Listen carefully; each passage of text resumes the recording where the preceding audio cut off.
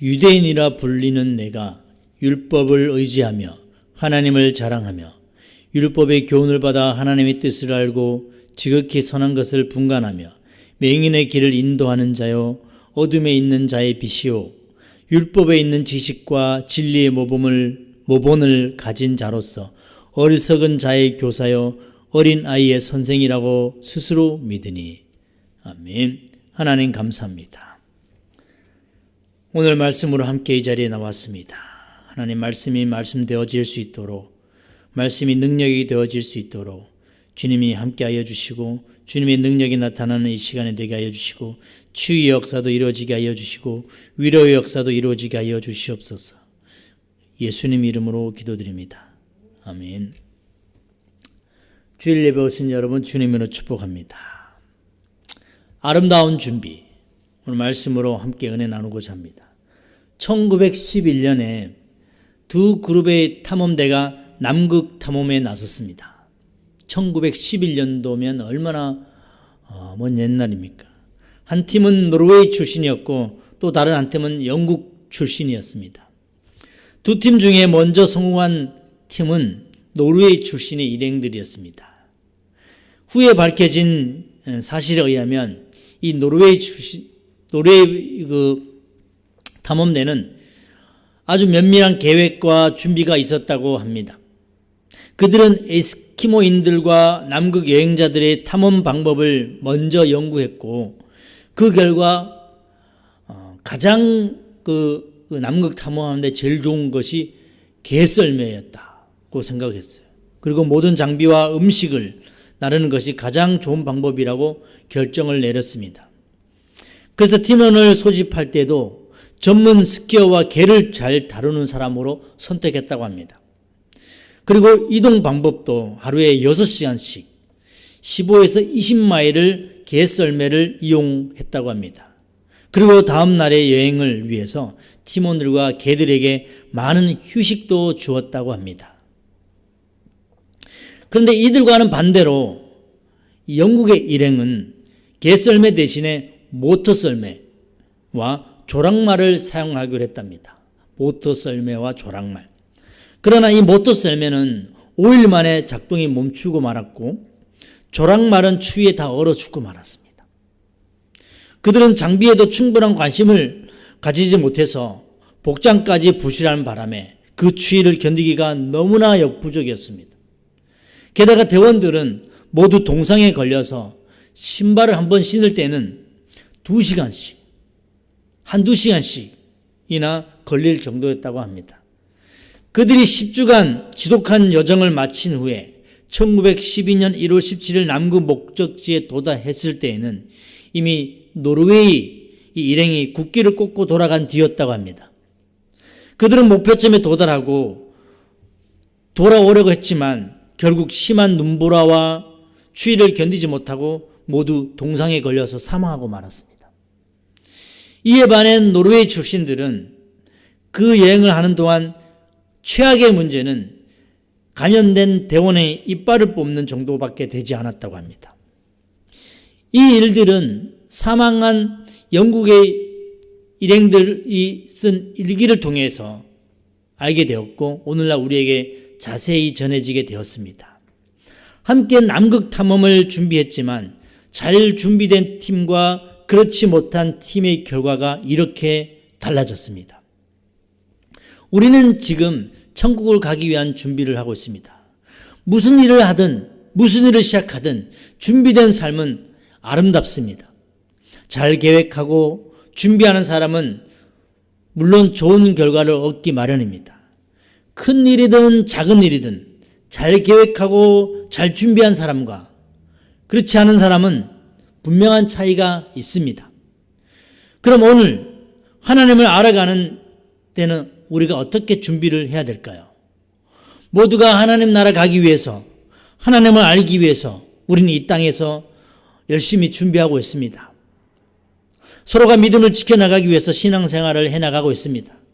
어떤 이는 하나님에 관해서 준비하고 어떤 이는 하나님을 알기 위해서 준비하고 있습니다.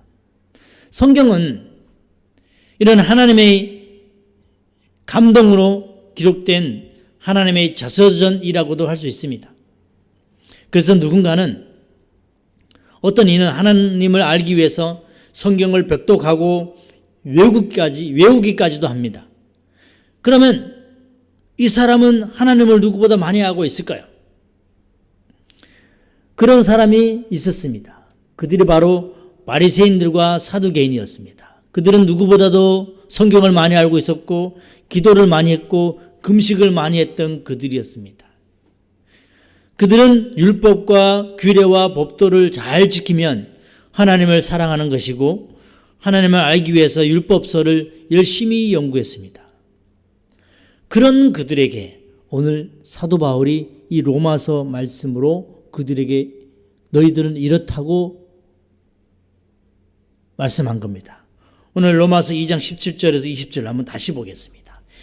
유대인이라 불리는 내가 율법을 의지하며 하나님을 자랑하며 율법의 교훈을 받아 하나님의 뜻을 알고 지극히 선한 것을 분간하며 맹인의 길을 인도하는 자요 어둠에 있는 자의 빛이요 율법에 있는 지식과 진리의 모범을 가진 자로서 어리석은 자의 교사요 어린 아이의 선생이라고 스스로 믿으니. 그러니까 유대인에 대해서 바울이 느낀 것을 전한 겁니다.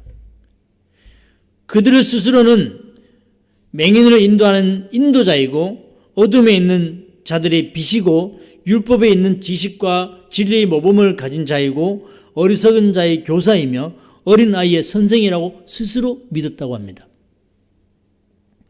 그들은 하나님을 만나기 위해서 이렇게 하나님의 관에서만 준비를 했습니다. 하나님의 관에서. 하지만 그들에 대한 예수님의 평가는 그들의 생각과는 너무나도 달랐습니다. 요한복음 5장 37절에 보면 또한 나를 보내신 아버지께서 친히 나를 위하여 증언하셨느니라. 너희는 아무 때에도 그 음성을 듣지 못하였고 그 형상을 보지 못하였으며 38절에 그 말씀을 너희 속에 거하지 아니하니 이는 그가 보내신 이를 믿지 아니함이라. 예수님은 바리새인들과 사두개인들에게 이렇게 전했습니다. 너희는 아무 때에도 그 음성을 듣지 못했고 하나님의 형상도 보지도 못했고 그렇게 평가를 했어요. 그분의 이 말씀이 너희 속에 거하지 않기에 그분이 보내신 나도 믿지 않는다고 말씀했습니다. 그들은 과거에 조상들이 율법 지식을 몰랐기 때문에 실패했다고 생각했어요. 율법에 대한 지식을 몰랐기 때문에 실패했다고 생각을 했어요. 그래서 율법만 열심히 연구하면 하나님을 사랑하는 것이고 하나님을 안다고 생각을 했어요. 결국 이것들은 하나님을 대체하는 대체물이 되고 말았어요. 다른 사람들에게 자랑이 되고 의의가 되고 그랬죠. 마치 남극 탐험을 하다가 동상에 모두 얼어 죽은 영국 일행들처럼 그들은 주님 나라에 갈 수 없었습니다. 그럼 무엇이 이들을 이렇게 준비시켰을까요? 무엇이 그들을 이렇게 준비시켰을까? 그것은 하나님을 아는 것에 대한 정의가 성경에서 말씀하는 것과 달랐기 때문입니다. 하나님을 아는 것에 대한 정의가 성경에서 말씀하는 것과 달랐다. 그래서 아무리 준비를 열심히 하여도 예수님은 그들을 독사의 자식들, 마귀의 자녀들이라고 평가했어요. 그들의 사고 자체는 하나님께 더 이상 돌아갈 수 없는, 하나님께 더 이상 돌아올 수 없는 그런 지경이 되어버렸습니다. 가치관이 완전히 다른 거죠. 이렇게 신앙이 타락하게 되면 하나님이 우리에게 말씀하신 다림줄은 이 성경이 가려지게 되어서 보이지 않게 됩니다. 하나님의 다림줄이, 하나님의 기준이 가려지면 신앙에 대한 이해가 왜곡되어집니다. 그래서 내가 지금 하나님의 길이 아닌 다른 길로 가고 있는지 그조차도 분별하기가 어렵습니다. 이것이 바로 거짓 신앙입니다. 이 거짓 신앙으로는 하나님 나라에 도저히 갈 수 없습니다. 자기 자원과 자기 목적과 자기 방법으로 하나님 나라에 갈 수 없다는 것입니다. 그저 교회에 다니는 것밖에 되지 않는 거예요. 하나님을 이용하는 것. 결국 말씀 서두에 소개한 영국의 일행들처럼 남극 탐험에 나섰지만 실패하고 마는 것입니다. 따라서 우리는 하나님에 관해서 아는 것과 하나님을 아는 것의 차이를 분명히 알아야 된다는 거예요. 관해서 아는 것과 하나님을 아는 것. 하나님에 관해서 아는 것은 하나님을 이론적으로만 아는 것을 말합니다. 이론적으로. 책에서 본 대로. 그래서 성경의 이론을 다른 사람들보다 더 많이 알게 되면 자기는 하나님을 더 잘 알고 하나님을 더 사랑한다고 생각을 합니다. 또 하나님의 뜻을 다른 사람들보다 더 잘 안다고 생각합니다. 그들이 바로 바리새인들과 사두개인들이었어요. 이렇게 하나님에 관해 아는 것은 하나님에 관해서 이론적으로 아는 신학적인 지식일 뿐입니다. 물론 이것도 중요합니다. 그러나 이 자서전적인 지식으로는 교육과 공부를 통해서 얼마든지 배울 수도 있고 가르칠 수 있습니다. 그리고 하나님에 관해 아는 것은 신앙의 본질을 위한 수단일 뿐이라는 것이죠. 게다가 하나님에 관해 아는 것은 삶의 본질적인 변화를 가져다 주지도 못합니다. 하지만 하나님을 아는 것은 인격체이신 하나님과 나와 개인적으로 만나는 것입니다. 누군가 연예인이 있으면 누군가 이름을 대면 누구든지 다 알죠. 하지만 그분과 식사도 같이 하고 같이 길거리도 걷고 한 사람과는 다르다는 겁니다. 아는 기준이 말이죠. 이것이 성경에서 말씀하는 성령 하나님과의 교제라는 겁니다. 이렇게 하나님을 아는 것은 성령의 조명으로 통해서만 가능하다는 거예요. 물론 영적 분별력이 있는 하나님의 기준을 가진 자에게 성령의 조명도 보여줍니다. 이렇게 하나님을 아는 것이 신앙의 본질이라는 것이죠. 그래서 하나님을 제대로 알게 되면 삶의 근본적인 변화를 경험하게 됩니다. 교회를 20년 넘게 다녔는데 은혜를 받는 것 같지만 삶이 변화되지 않는 이유는 하나님을 이론적으로만 알기 때문입니다. 하나님에 관해서 아는 것조차도 모르는 일도 너무나 많습니다. 그렇게 하나님을 만난 경험도 없기 때문에 근본적인 변화가 일어나지 않은 것입니다. 하나님을 알기 위해서는 성령의 조명으로만 가능하기 때문에 우리는 늘 기도해야 합니다. 에베소서 1장 17절에 우리 주 예수 그리스도의 하나님 영광의 아버지께서 지혜와 계시의 영을 너희에게 주사 하나님을 알게 하시고, 여기서 말씀하는 지혜와 계시의 영이 바로 성령의 조명입니다. 지혜와 계시의 영. 여기서 하나님을 알게 해달라고 하는데 사실 불신자들을 위한 기도가 아니라 우리를 위한 기도입니다. 우리가 하나님을 제대로 알아야 그분을 만나고 그분께 나아갈 수 있다는 것입니다. 똑같이 교회를 다니면서도 하나님에 관한 지식만을 구하고 있는 사람은 하나님을 알기 위한 수단만을 따라가는 것뿐이라는 것이죠.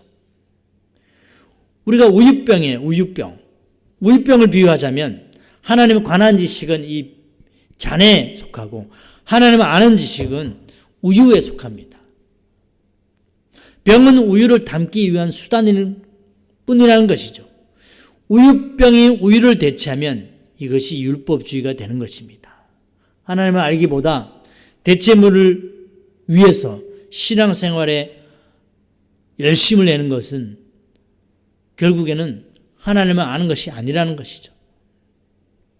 근데 만약 우유병에 구멍이 나 있거나 형편없이 작으면 그 우유를 담을 수도 없고 먹을 수도 없습니다. 따라서 하나님에 관한 지식 또한 중요하다는 것입니다. 구멍난 우유병과 같이 교리가 잘못되어 있으면 하나님을 올바로 알 수 없다는 것이죠. 그래서 하나님의 말씀을 통해서 하나님에 관해 올바로 아는 것이 중요하다는 것입니다. 많은 성도들이 하나님에 관한 올바른 지식이 부족하기 때문에 넘어집니다. 또 어떤 사람은 나 자신의 체험만을 너무 신뢰해서 말씀에 비추고 배우기보다 듣고자 하는 것도 없고 겸손함조차도 없습니다. 올바른 지식이 없거나 스스로의 체험을 중시하다 보면 반드시 사단에게 미혹되기 마련입니다. 오늘날 조국교회의 미래는, 조국교회의 문제는 누구나 다 알고 있습니다. 그러나 더 큰 문제는 그 해결 방법을 모른다는 거예요. 하나님을 바로 알기 위해서 나의 삶을 하나님의 기준으로 조정하지도 않고 모두가 체면 때문에 사람들의 눈치만 보고 바꾸기를 힘들어합니다. 그래서 이제는 하나님을 아는 것이 무엇인지 우리는 올바로 알아야 된다는 것이죠. 하나님에 관한 지식도 알아야 되고 그분을 만나기 위해서, 그분을 알기 위해서 그분을 찾고 또 찾아야 됩니다. 구약의 하나님은 아브라함과 야곱과 이삭과, 아브라함과 이삭과 요셉과 야곱의 하나님, 많은 선지자들과 다윗에게 개인적으로 말씀하시고 일하셨지만 지금은 성령 하나님이 우리에게 오셨기 때문에 누구든지 그분을 찾으면 만날 수 있습니다. 우리가 그분을 만나지 못하는 것은 하나님을 아는 것도 구하지 않는 것도 있다는 것이죠. 자신의 문제만을 해결하기 위해서 그분에게 찾아가기 때문입니다. 한 예로 우시아 왕이 있었던 북이스라엘, 그 땅에 많은 제사장들 중에서 하나님은 굳이 이사야에게만 말씀하셨습니다. 그리고 이사야에게 이렇게 말했습니다. 이사야서 6장 8절에 내가 또 주의 목소리를 들으니 주께서 이르시되 내가 누구를 보내며 누가 우리를 위하여 갈고 하시니, 죄가 차고 넘쳐서 이제 누구를 보내어 그들을 돌아오게 해야 하는데 그런 사람이 없다고 합니다. 모두가 거짓 신앙 체계로 하나님을 버리고 자신의 목적과 자기 방법으로 살아가고 있는데, 그 시기에 하나님은 이사야에게 이렇게 고백을 하셨어요. 내가 누구를 보내며 누가 우리를 위해서 갈까라고 말이죠. 그때 이사야는 이렇게 고백했습니다. 8절 보면 내가 여기 있나이다. 나를 보내소서. 하나님을 만나면, 하나님을 알게 되면 삶의 근본적인 변화가 찾아옵니다. 내가 가지고 있는 것들을 모두 내려놓고 하나님께로 조정하게 됩니다. 올바른 신앙생활을 하고 삶의 삶도 예배도 하나님이 기뻐하시는 대로 하나님의 기준으로, 하나님의 다림줄로 살아가게 됩니다. 그리고 모든 것을 기쁨으로 하나님께로 조정합니다. 이것이 하나님을 바로 알았을 때 나타나는 모습입니다. 내가 여기 있나이다. 나를 보내소서. 특히 예수님의 죽음과 부활을 믿는 그리스도인들에게는 무엇보다도 준비된 삶이 중요합니다. 이것을 위해서 예수님은 열처녀에 대한 비유를 말씀하셨어요. 열처녀. 신랑을 기다리는 열처녀가 있었습니다. 그런데 지혜로운 5처녀는 기름을 준비하고 있었고 미련한 5처녀는 기름을 준비하지 못했습니다. 이 혼인잔치에 대한 영화가, 가나 혼인잔치에 대한 영화가 개봉도 되었죠. 예수님께서는 우리에게 말씀하시는 것이 있습니다. 이 갈릴리 혼인잔치에 대한 그 비유에서 말씀이죠. 준비하는 삶이 얼마나 중요한 것인지를 우리에게 말씀하고 있어요. 준비하는 삶. 이렇게 우리의 삶은 늘 준비로 시작합니다. 아침에 일어나서 출근하기 위해서 준비하고, 출근해서 컴퓨터를 켜고 오늘 하루를 어떻게 계획할 것인가를 준비합니다. 열처녀의 기름의 비유도 마찬가지로 기름을 준비한 5처녀는 신랑을 맞이하고 잔치에 참여할 수 있었지만 기름을 준비하지 못한 5처녀는 바깥 어두운 데로 쫓겨남을 당했습니다. 이것은 준비하는 사람만이 주님과 함께 어린 양 혼인잔치에 참여할 수 있다는 것을 예수님께서 말씀하신 것입니다. 그러므로 우리의 삶 자체가 준비라는 사실을 우리는 잊지 말아야 됩니다. 태도, 삶에 대한 준비. 그 준비는 남을 의식한 행위로만 준비하는 것이 아니라 마음에서 진심으로 그분을 만나기 위해서 준비하는 것입니다. 우리가 주일 예배 이렇게 나와서 불을 켜고 또 닦고 쓸고 청소하고 하는 모든 것들 또한 내 마음을 주님께로 향한 준비라는 것이죠. 그분을 알기 위해서 준비하는 것. 자세와 삶의 태도가 너무나도 중요하다는 것입니다. 믿음은 나를 현실 생활에 최선을 다하도록 만들어가는 것입니다. 우리는 하나님의 일하심을 기대하면서 지금 나의 환경에서 최선을 다해서 열심으로 살아내야 됩니다.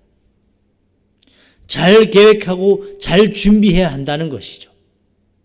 무슨 일이든지 성실하게 어떤 일이든지 잘 계획하고 준비한 가운데 실행해야 합니다. 다른 사람들과 만남을 가질 때도 마찬가지예요. 잘 준비하고 만나야 됩니다. 계획을 가지고 있는 사람과 계획이 없는 사람의 일의 내용은 완전히 달라지게 되는 것이죠. 말이든 일이든 우리의 오늘 하루의 삶을 준비하고 살아가는 것들은 모두 분명히 달라지게 되어 있습니다. 계획을 세우고 매사에 잘 준비하기를 주님의 이름으로 축복합니다.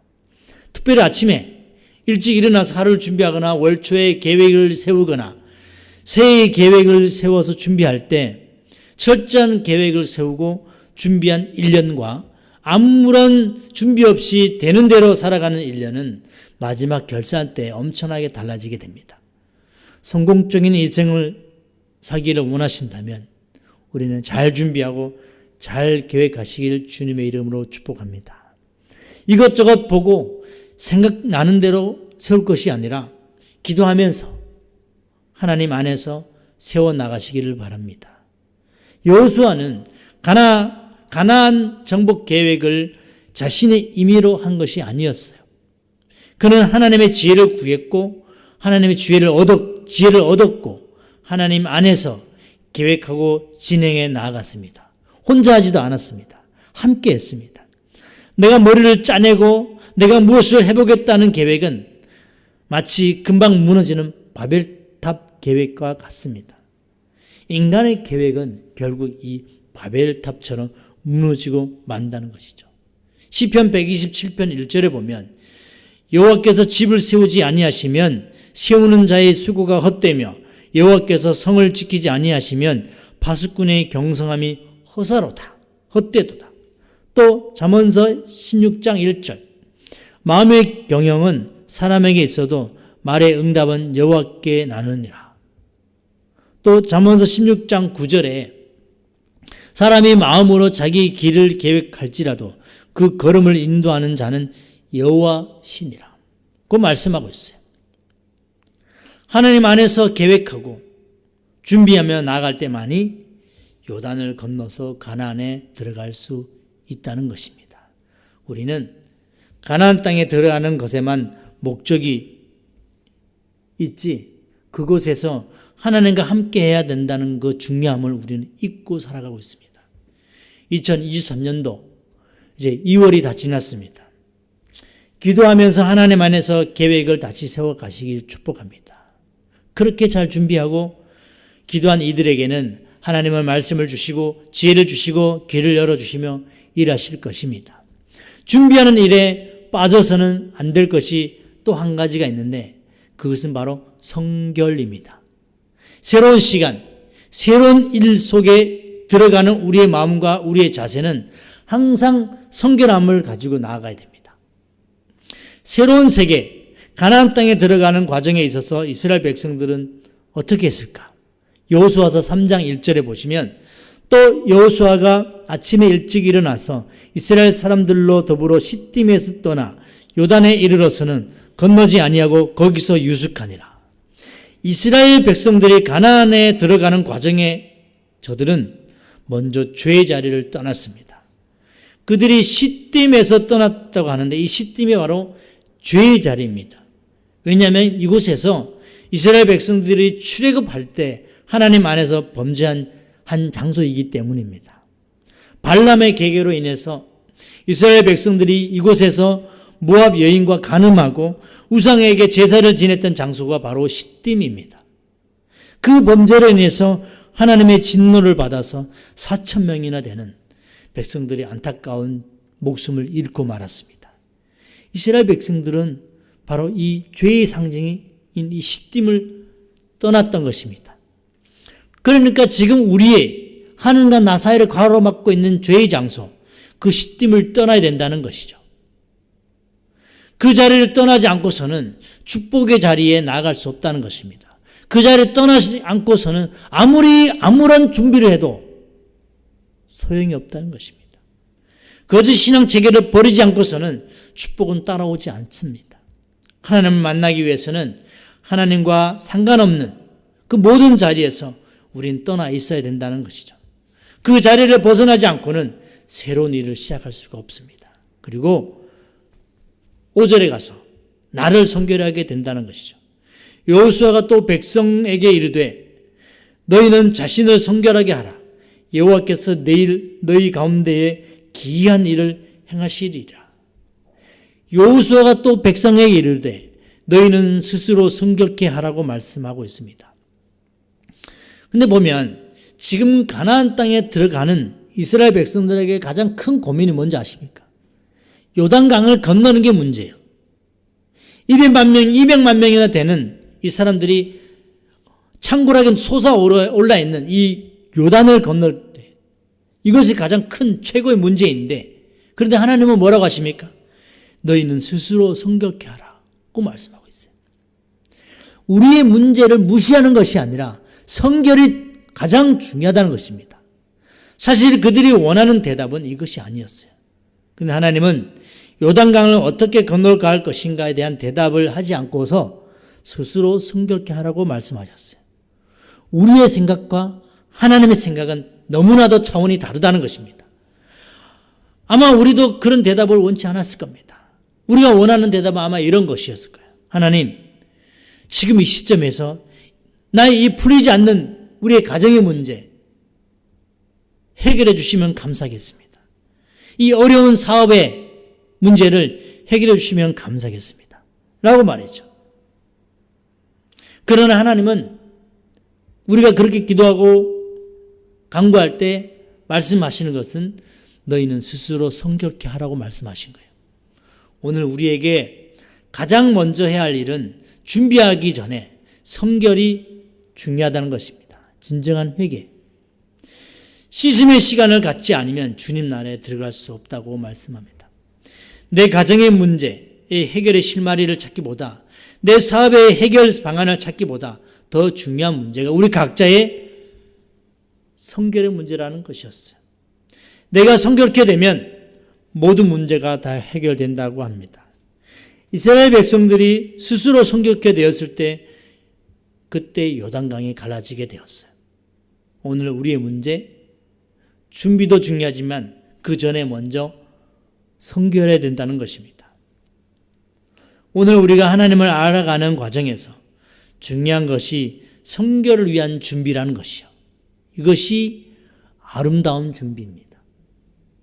죄를 떠안고 죄를 가지고 새로운 날을 기다리고 구상해서는 안 됩니다. 우리는 우리의 시딤의 장소, 죄의 장소, 그 장소를 떠나고 회개하고 성결해야 됩니다. 하나님은 지금 그 무엇보다도 우리가 깨끗해지기를 원하고 있습니다. 이렇게 잘 준비된 영혼은 축복의 선물을 받게 됩니다. 9가지 열매를 다 받게 됩니다. 사랑과 화평과 자비와 온유와 절제. 그렇게 그분과 함께 시작할 수 있는 것입니다.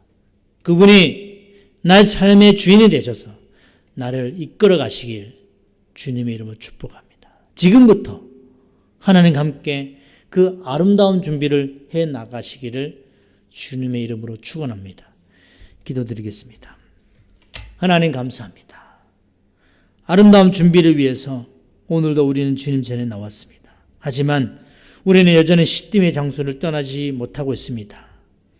사람의 눈치를 보고 세상의 눈치 때문에 우리는 그 죄의 장소를 떠나지 못하고 있는데 과감히 떠날 수 있는 믿음을 주시고 용기를 더하여 주시옵소서.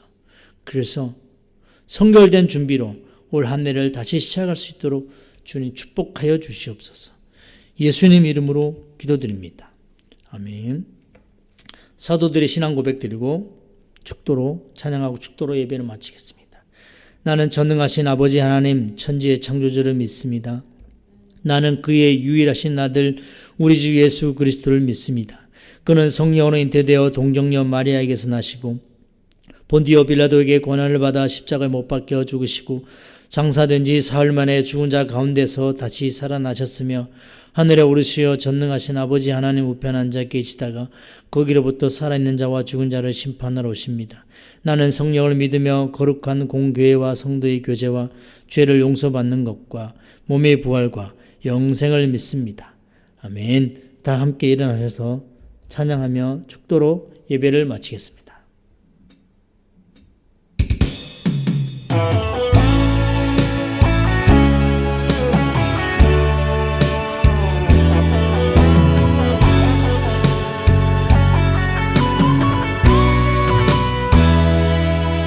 내게 허락하신 시련을 통해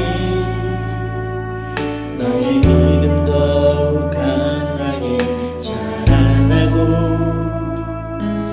험한 산과 골짜기 지나는 동안 주께 더 가까이 나를 이끄시네. 내가 겪는 시험이 어렵고 힘겨워도 내 주님보다 크지 않네. 내 앞에 바다가 갈라지지 않으면 주가 나로 바다 위 걷게 하리. 나는 믿네. 주의 능력을